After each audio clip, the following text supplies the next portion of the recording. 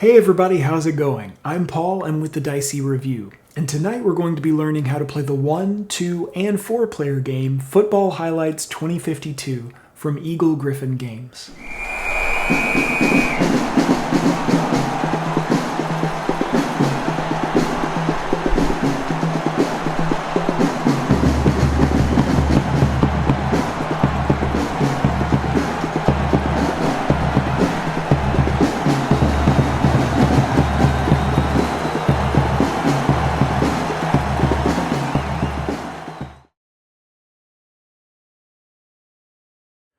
Football Highlights 2052 comes with all of the components that you see here. 4 double-sided play mats, 2 ivory-colored scoreboards for Football Highlights gameplay, and 1 white scoreboard that players can use in Baseball Highlights 2045 if they wish, a number of double-sided pennant tokens, with 1 side for football and 1 side for baseball, 4 football markers, a cardboard coin token, a 25-card solitaire deck, a 30-card action deck, a 35-card play deck, and then 4 15-card pre-constructed decks for standard gameplay.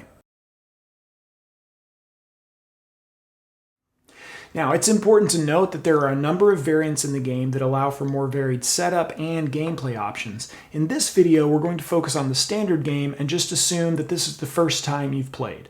To begin setup, each player will place their playmat on the table with the in-play boxes facing each other. Next, each player will decide which team they want to play. Once the players have decided which team they want to play, they'll select one of the pre-constructed 15-card team decks. Each of these team decks comes with 5 star players, which are indicated by these codes on the bottom right of the card, and then 10 team players that come with this code on the bottom right of their cards. It's also important to note that each of the 15-card pre-constructed decks have this diamond symbol to the left of their team name. This helps to quickly identify them and differentiate them from the rest of the cards in the play deck. Once the teams have been selected, it's time to determine who will have the option to be the start player. To do this, one player will flip the coin token and the other player will call whether they think it will be heads or tails. If the player who called heads or tails is correct, they get to choose who goes first. If they're wrong, the person who flipped the coin gets to choose who goes first. Whoever is chosen to go first will be the blue visiting team, and the other player will be the red home team. You can place the pennant of the correct teams in the scoreboard to indicate which is which. The blue visiting player will get to go first in the first half, but the red player will get to draft first and play first in the second half of the game. And we'll talk about halves in more detail in a little bit. Each player will place their football marker on their opponent's 45-yard start space. After shuffling the 35 cards of the play deck, place it near the play area. You can tell which card is the play deck because it will have the word play beneath the game's title on the back of the card. The cards will also have the PD symbol on the bottom right to indicate play deck. It's important to note that these cards don't have the diamond to the left of their city name, so you can tell they're not part of the pre-constructed decks. Then shuffle the 30 action cards and place them next to the play area as well.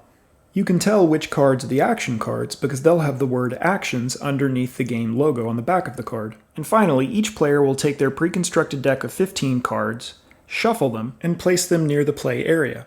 Each player will then draw a hand of 10 cards, and you're ready to play. In a game of Football Highlights, players face each other head-to-head in an American football match. Players will play 2 full halves of football, with each half consisting of 10 turns for each player. And on the first player's turn, they'll threaten an offensive play. Their opponent will then respond to that play by playing a defensive play. The 2 cards will then be compared, and players will do this first by checking to see if the play types match, then by checking to see if defensive helmets line up against offensive footballs. Based on this, either the offensive text box or the defensive text box on one of the cards will trigger and the play will be resolved. Now, depending on what happens, the offensive player may gain some yardage and progress towards the opponent's end zone, or the defensive player may stop the play or even cause the offensive player to lose yardage. The players can notate this by moving their football markers on the opponent's field board. The offensive card will then be placed in the used drive space on the player board, and the defensive card will rotate, and that becomes an offensive play that's now threatened. The prior offensive player now has a chance to respond with a defensive card of their own from their hand. Now, this back and forth will take place until each player has resolved 10 cards, and then the half will end. Each half will consist of multiple offensive drives for each player. An offensive drive consists of a player resolving up to 4 offensive plays.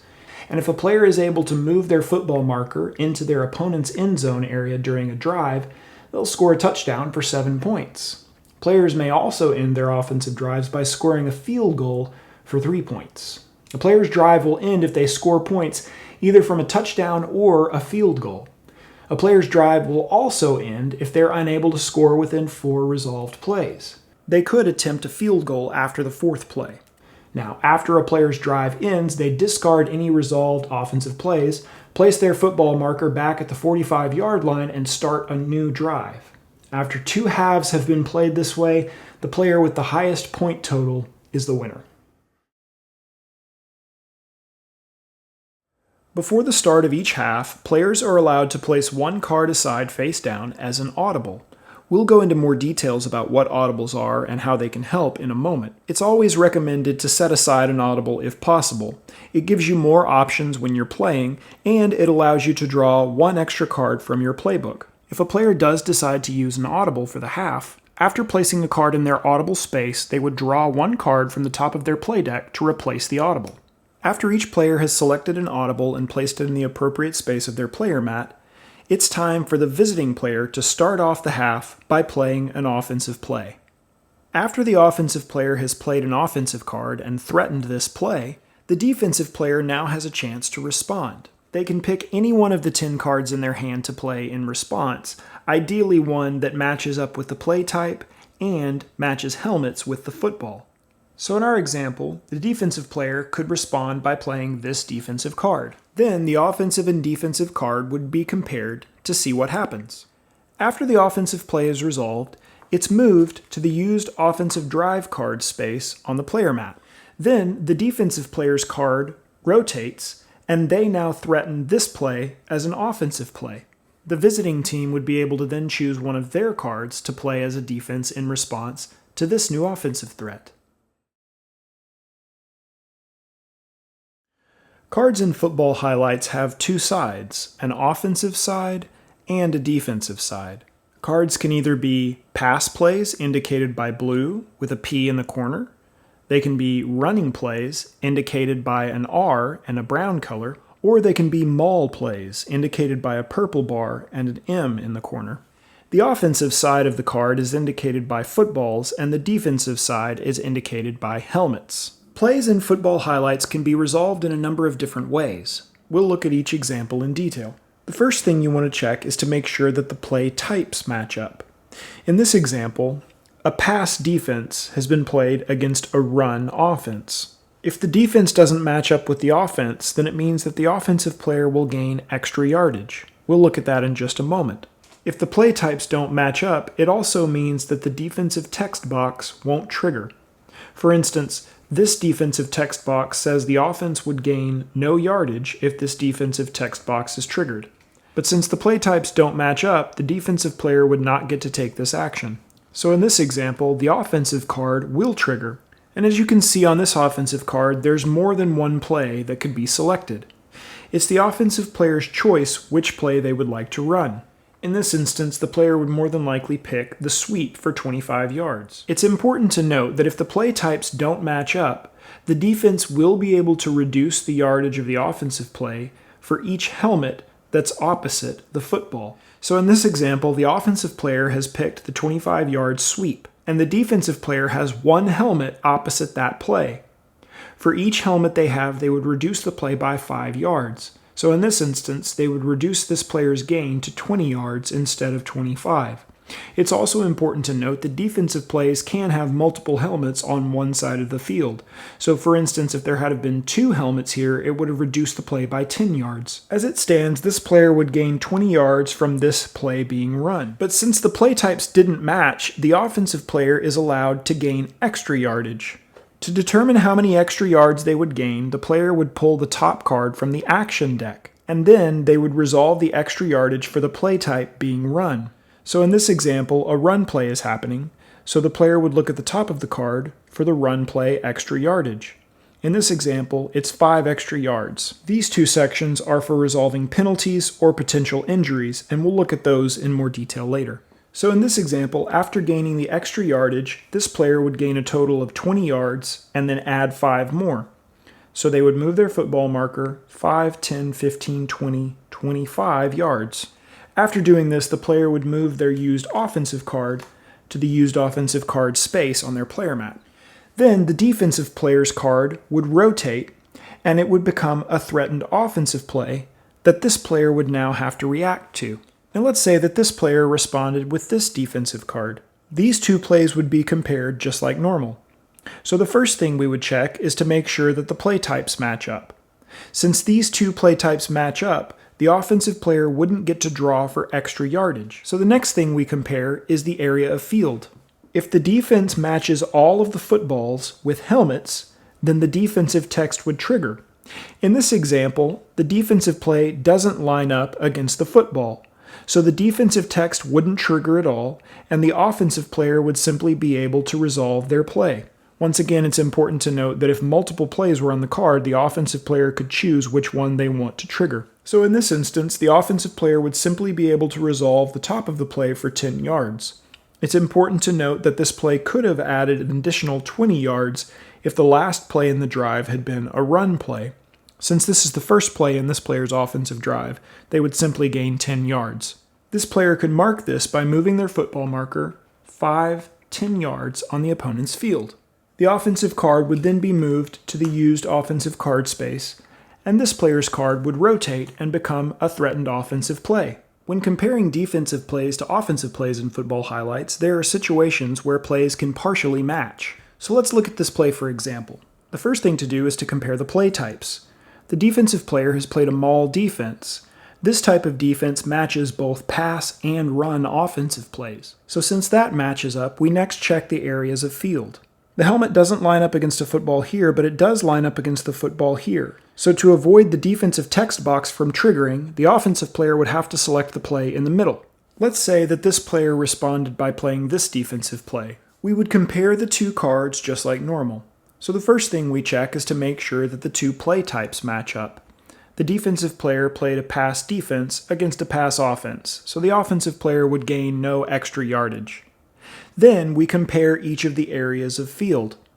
So in this instance, there's a helmet across from this football and a helmet across from this football. So all of the footballs are matched by defensive helmets. If this is the case, then the defensive text box will trigger for this player, and the player will resolve the text on the card. Now, defensive cards can have a number of different results. For instance, if this defensive text box were to trigger, it would reduce whatever play is being run by 15 yards to a minimum of no gain. In our example, the defensive player gets to resolve this card, which simply says the offensive player gains no yardage. So after resolving this play, the offensive player would not move their football marker and would simply put their card in the used offensive card space.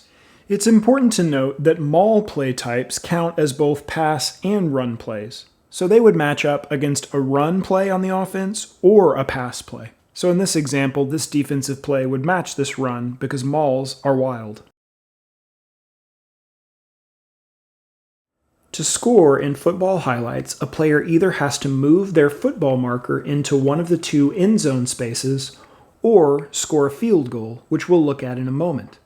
It's important to note that getting into the end zone is different for a run play or a pass play. Since running plays are on the ground, a player could overshoot the end zone and still score. So in this example, this counter running play would go for 30 yards. The player only needs to get 10 yards to get to the end zone.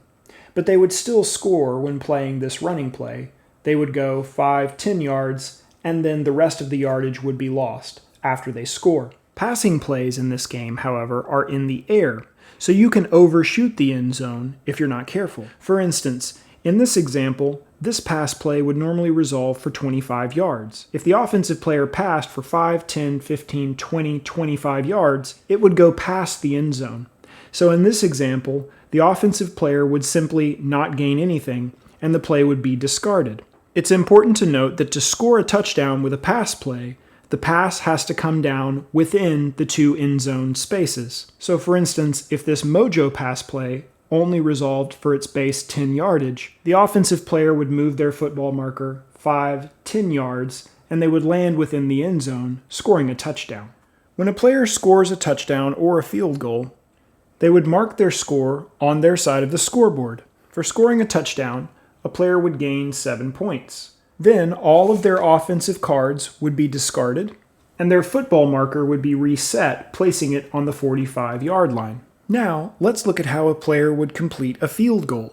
A player on offense can attempt a field goal after resolving any offensive play that didn't score. Players can even attempt a field goal if they've failed to score on their last play of the drive. So in this example, this player has played their 4th offensive play and they haven't scored. So if they want to, after this failed offensive play, they could attempt a field goal. First, they would need to look at this small number next to their football marker. This is the field goal value that a player will need to get to successfully complete a field goal. The next number they need to look at is the field goal value on the player that they have in play. This player gives them 2, and they need to get to a total value of 6. To determine the rest, the player would draw the top card from the action deck and look at the number on the very bottom of the card to see how much it gives them. In this example, this action card gives a player 5, and the player gives them 2, so they have a total value of 7. This exceeds what they need by 1, so this player would score a field goal. A field goal gives a player 3 points. Then the player would reset just like they normally do, moving their marker back to the 45-yard start space and discarding any of their used offensive cards. It's also important to note that a field goal can be blocked based on what the action card says, which would give the defensive player yardage, which could even score them a touchdown. It's also important to note that a field goal can be attempted after the 1st, 2nd, or 3rd play of the drive. It doesn't have to be after the 4th play of the drive. And it's also important to note that after you resolve your field goal, even if you don't score, your offensive drive is reset. In each half, after the first player has resolved their last offensive play, the second player will then get to resolve one more offensive play of their own. Now, the player that played first will have no more cards left in their hand, but they do have to respond to this final offensive play.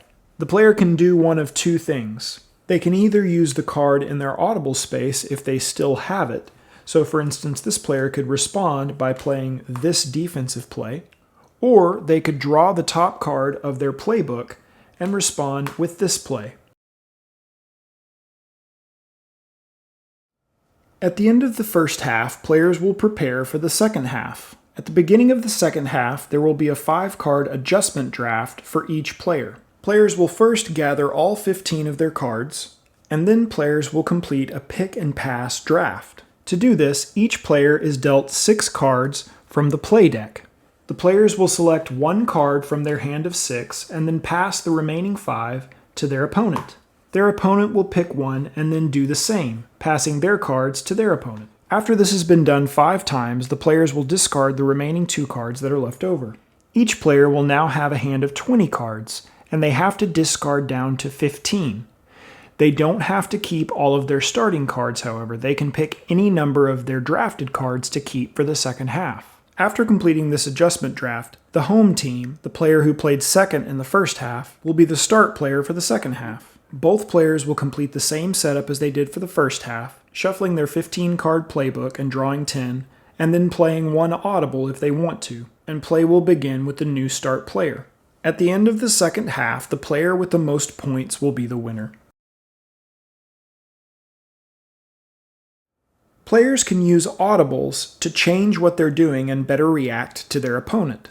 We'll first look at how a player can complete a defensive audible. Let's say, for instance, that the New England player played this offensive card, threatening a 30-yard play up the middle. Let's say the Dallas player didn't have a good response to this offensive play. They could call a defensive audible. To do this, they would discard one of the cards from their hand face down into the used audible card space of their player mat. They then have a choice. They could either use the card that they have saved in their audible space, or they could draw the top card from their playbook. If they draw the top card from their playbook, they may not match up to what they need. So in this instance, we'll say that this player chose the card that they had saved in their audible space and used it as a defensive play. This card matches up very well against the offensive play threatened, and the player would be able to resolve it on the defense, causing no gain for the offensive player. It's also important to note that only one audible can be used per play, so the offensive player wouldn't be able to audible their play in response to this defensive audible. This offensive card would be moved to the used offensive card space, and then this card would be flipped to threaten a new offensive play. And let's say that the New England player plays this defensive play, which is a very good response to this threatened offense. An offensive player can call an audible as well. The offensive audible can only be called right after a defensive card has been played, but to do this, the offensive player could simply take the card that they have in their in play and discard it to the used audible space. They then have a choice. Once again, they could either use a card if they have it in their saved audible space, or they can draw the top card from their playbook. In this example, by doing this, the Dallas player now has a mismatched defense which will allow them to gain extra yardage, and they have the ability to resolve their offensive play because it doesn't match up against the defense. This was a very good offensive audible for this player. Players can only resolve 3 audibles per half. So for instance, if this player had already used their 3 audibles in the first or second half, they could no longer resolve any offensive or defensive audibles. Next, let's look at penalty markers. Some defensive cards have a penalty icon. Penalties only trigger if the defensive text box triggers during the play. So in this instance, this defensive text would trigger because the play types match and all of the offensive footballs are opposed by helmets. After it's been decided that the offensive player won't use an audible, the defensive player draws the top card of the action deck and has to resolve any text next to the penalty icon if there's any there. In this case, it says that there's a penalty on the defense. So the offensive player gets to choose one of 2 options. They can simply gain 10 yards, or they can run the offensive play as if the defensive text didn't trigger. So in this instance, the defensive play said no gain. If this penalty resolved, the offensive player could simply ignore that and gain 30 yards. It's also possible for the defensive player to cause the offensive player to lose yardage. If the defensive player causes the offensive player to lose yardage and moves their football marker into the safety space of the player mat, the offensive player would gain 2 points, they would gain 10 yards, which may cause them to score, and the offensive player would have to reset their drive, discarding all of their offensive cards as normal. Alright everybody, that was our video. Thanks so much for watching. I hope that it was helpful and I hope that it was informative. If you still have any questions about how to play the game, please comment below or email us directly at thedicey@gmail.com. If you want to read our written reviews, check out thedicey.review.com and make sure and connect with us on social media or by visiting our Board Game Geek Guild. Thanks so much for watching, and until next time, I'll see you at the table.